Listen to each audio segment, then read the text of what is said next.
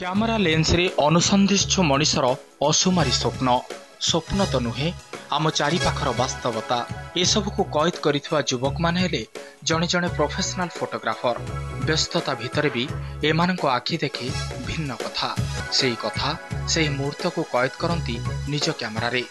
ଆଉ ଆପଣଙ୍କ ଆଗରେ ବାସ୍ତବତାର ସେହି ଜୀବନ୍ତ ଫଟୋ ସବୁ।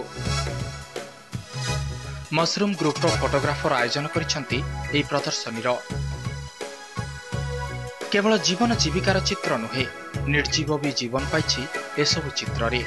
କେବଳ ମଣିଷ ନୁହନ୍ତି, ପଶୁ ପକ୍ଷୀଙ୍କଠାରୁ ଆରମ୍ଭ କରି ପ୍ରକୃତିର ବିଭିନ୍ନ ରୂପକୁ ତୋଳି ଧରିଛନ୍ତି ଏହି ସୃଜନୀ ଫଟୋଗ୍ରାଫରମାନେ।